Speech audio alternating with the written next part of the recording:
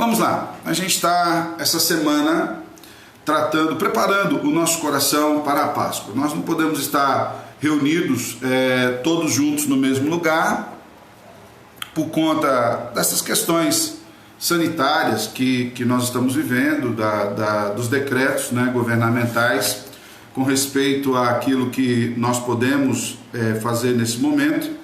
Mas, por outro lado, a gente pode estar junto, como a gente tem estado, mesmo à distância, com o mesmo coração. E eu acredito que uma das grandes importâncias de nós termos esse momento é que nós estamos na Semana da Páscoa e nós precisamos nos preparar para esse evento. Nós já falamos da importância grandiosa que é a Páscoa para cada um de nós como cristãos.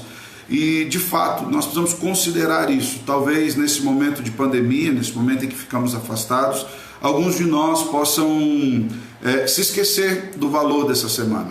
Como nós não estamos mais reunidos como igreja aqui nas programações oficiais, é bem possível que talvez a gente se perca na nossa lida diária e acaba fazendo com que as coisas caminhem normais. Pastor Javan, Pastor André, lá de Porecatu, Deus abençoe, irmãos. Muito bom tê-los conosco aqui, tá bom? Eu acredito que esse é um momento de nós nos prepararmos para a Páscoa do Senhor Jesus. E nós temos estudado esse material, que é o livro do pastor Arthur W. Pink, onde ele fala das 7 palavras que Jesus proferiu na cruz do Calvário. Palavras que ele direcionou a algumas pessoas. Ele direcionou aos seus algozes, ao pecador da cruz, e nós vamos ver outras. E hoje nós vamos ver a segunda palavra de Jesus, que é uma palavra de salvação. A cruz, a Páscoa, representa para nós salvação, perdão dos nossos pecados. Jesus foi à cruz para entregar a sua vida por mim e por você. Jesus foi à cruz do Calvário, sofreu as dores da crucificação, para que eu e você nele tivéssemos vida. A grande questão é que Jesus não estava naquela cruz à toa. Jesus estava naquela cruz por causa dos nossos pecados. A Bíblia diz que o salário do pecado é a morte. E Jesus, mesmo sem ter cometido pecado algum, foi à cruz e pagou o salário a mim, o salário meu e o seu. Aquilo que era para mim e aquilo que era para você.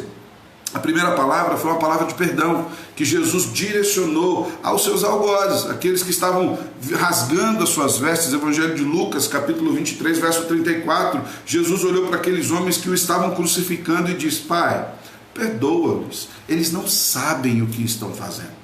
A segunda palavra, no entanto, ela tem um contexto um pouco diferente, é uma palavra de salvação.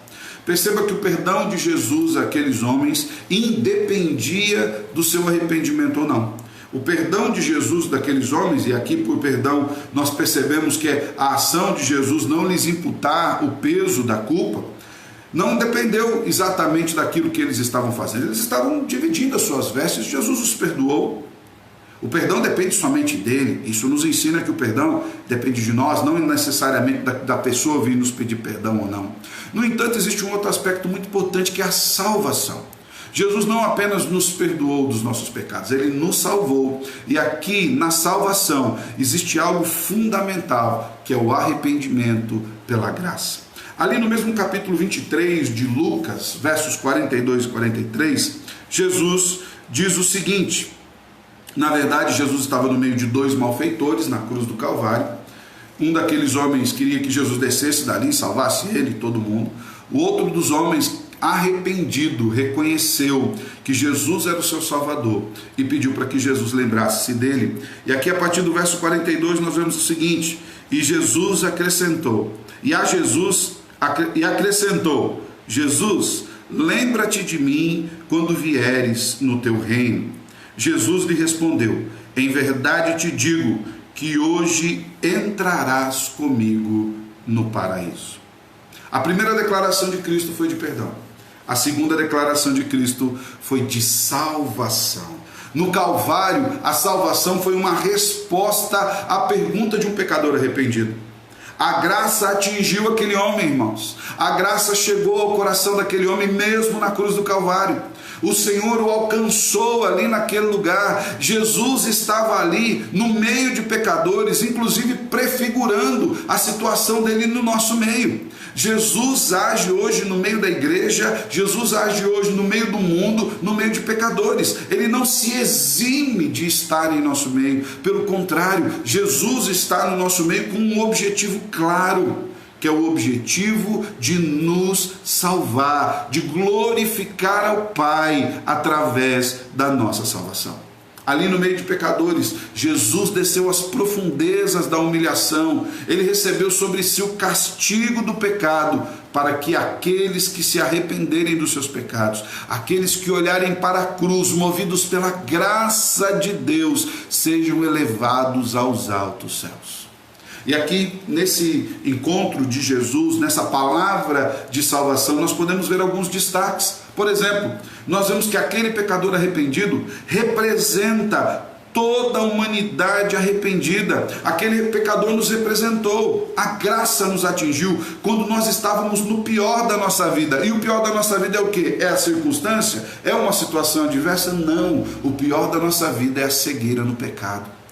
Nós estávamos perdidos, mortos nos nossos delitos e pecados, e o Salvador nos atingiu com graça, nos levou ao arrependimento.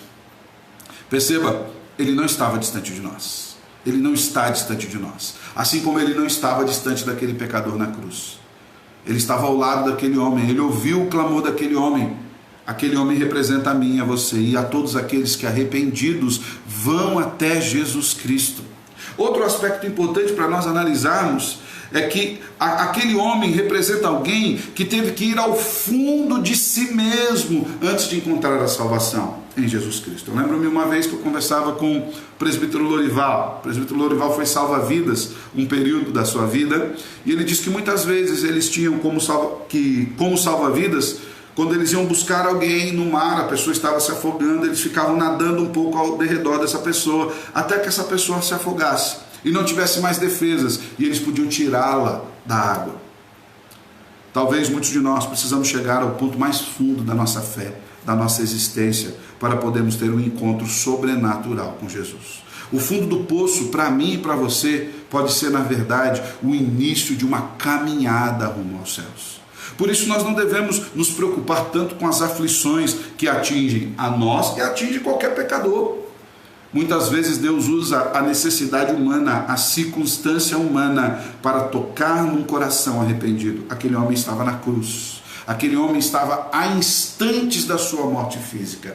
E ali mesmo ele encontrou o Salvador. Ali mesmo ele arrependeu-se dos seus pecados. Ali mesmo, no fundo do poço, ele foi alçado à glória eterna juntamente com Cristo. Também esse encontro de Jesus, essa palavra de salvação que Jesus proferiu àquele homem na cruz, ela nos mostra o verdadeiro sentido de arrependimento e de fé. Na semana da Páscoa, uma das coisas que nós precisamos pensar é sobre pecado, arrependimento e fé. Perceba isso. Pecado, Jesus foi à cruz pelos nossos pecados. Arrependimento, uma vez que o Salvador morreu por nós, nós precisamos reconhecer que pecamos. Fé, saber que o sacrifício de Jesus foi suficiente para livrar a culpa e a morte que havia sobre mim e sobre você. Aquele homem experimentou uma mudança de coração, uma mudança de mente, uma mudança de atitude. Ele estava naquela cruz por conta dos seus pecados mesmo. Ele era um ladrão, reconhecidamente como um ladrão. Jesus não. Jesus estava naquela cruz mostrando que os nossos pecados estavam sendo castigados nele. Ele recebeu a pior morte da sua época. Mas aquele homem arrependido reconheceu: eu mereci estar aqui. Jesus não. Aquele homem arrependido reconheceu: o pecado era meu. Jesus não tinha pecado. E aqui, irmãos, nós aprendemos também o poder eterno, transformador e iluminador de Jesus. Naquela cruz, Jesus abriu os olhos daquele homem para os céus, mesmo dependurado naquele madeiro. Aquele homem, mesmo na aflição em que estava, agora ele estava em paz. Por quê? Porque ele viu o seu pecado, ele confessou a Cristo Jesus como Salvador, ele reconheceu a impecabilidade de Cristo. Jesus estava no madeiro sem culpa. Ele reconheceu ainda que Jesus era o Rei dos Reis. Falou: Senhor, lembra-te de mim quando entrar no teu reino.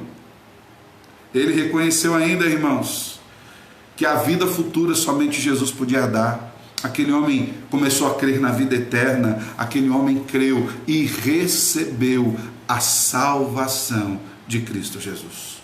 Também nesse encontro, nessa palavra de salvação, aponta para a condição de Cristo como Salvador. Não há outro Salvador, irmãos. Atos 4,12 diz que não há debaixo do céu um outro nome pelo qual importa que nós sejamos salvos. É somente por conta de Cristo Jesus. Ali da cruz, Jesus ouviu o clamor daquele pecador. Da cruz, Jesus ouviu as nossas vozes súplices. Da cruz, Jesus ouviu a mim e a você. Da cruz, Jesus salvou a mim e a você. Não apenas da cruz, mas principalmente na cruz. Ele experimentou a nossa morte, a nossa aflição, o nosso castigo, diz Isaías. O castigo que nos traz a paz estava sobre ele. Também essa palavra de salvação aponta para o destino eterno dos salvos após a morte. Páscoa é libertação. Páscoa é vida nova. Páscoa é redenção. Páscoa é passar da morte, do cativeiro do pecado para a vida. E sabe qual é o destino daqueles que têm vida em Cristo Jesus? O destino é os céus, é a glória, é o paraíso eterno. Jesus disse àquele homem: ainda hoje você entrará comigo no paraíso. Paraíso não é ilusão, irmãos. Céu não é utopia. Paraíso é uma realidade vívida, existente, que nos enche de esperança de um dia nós morarmos com Cristo na glória eterna. Por fim, essa palavra de salvação de Jesus direcionada àquele ladrão na cruz, ela nos lembra o anelo do Salvador pela comunhão. O Senhor tem prazer em ter comunhão comigo e com você. Não apenas prazer, Ele veio nos buscar a comunhão. Nós jamais iríamos a Cristo pelos nossos próprios pés. Ele veio nos buscar, Ele veio nos alcançar, Ele veio a esse mundo nos resgatar, Ele com seu amor eterno veio nos atrair. O Senhor quer ter comunhão comigo e com você, e nós não podemos deixar de esquecer isso na Páscoa. A comunhão que temos com o Salvador. Em si mesmo, Jesus nos reconciliou consigo, pela sua cruz, pela sua morte, e com o Pai. Fomos reconciliados, fomos atraídos. Agora nós temos livre acesso, nós temos comunhão, nós temos amor paternal, nós fomos feitos filhos, nos tornamos herdeiros e temos morada segura e garantida no céu com o Pai. Na salvação daquele pecador arrependido dos seus pecados, nós vemos a graça de Deus estendida a mim e a você. Páscoa é isso, irmãos. Páscoa é arrependimento, é salvação, é cuidado de Deus, é transformação, é perdão de pecados, é Cristo na cruz, é Cristo ressuscitado por mim e por você. Meu desejo é que o Senhor abençoe sua vida ricamente nesse período, que você de fato prepare a vida e o coração, que essa Páscoa, ainda que seja diferente para nós por conta do contexto em que nós estamos vivendo, mas que ela não seja diferente no sentido de nós reconhecermos que somos pecadores, que fomos alcançados pela graça, que precisamos do perdão de Cristo Jesus, que em nós mesmos nada podemos fazer e que o Senhor Jesus é o Salvador que nós necessitamos, o Salvador que nós precisamos para a nossa vida. Amém? Quero orar com você. Nós temos alguns irmãos aqui que já estão conosco, né? Falei o nome de alguns, fui até o Javan, a Vitória, Nair, Dona Cleusa Godoy, o presbítero Edu, minha mãe, Dona Vani, a Dani Palumbo, e a Dona Olga, lá de Planaltina, Santa Isabel do Ivaí, também está conosco. Nós vamos orar, pedindo que o Senhor nos abençoe. Nossas lives são curtinhas mesmo, 15 minutos. É um tempinho para você se preparar aí antes do almoço. Lembrar de orar pelo nosso irmão Marcos, né? Nosso irmão Marcos está internado, está com problemas hepáticos. Pedir que o Senhor tenha misericórdia dele, da Ilma, Dona Jô, Luca, Andréia, Vitor, toda a família, né? Pedir que o Senhor os alcance com graça, né? E amanhã nós nos encontramos aqui, irmãos, para estudarmos a terceira palavra de Jesus na cruz do Calvário, uma palavra de afeição. Olha só, Jesus nos perdoou, Jesus nos salvou, Jesus nos atraiu em amor. A terceira palavra é uma palavra de afeição. Aguardo você amanhã, meio-dia. A gente vai buscar sempre começar pontualmente, para a gente terminar também pontualmente. Se você puder ir na sua casa, fechar os seus olhos, baixar a sua cabeça, nós vamos orar nesse momento.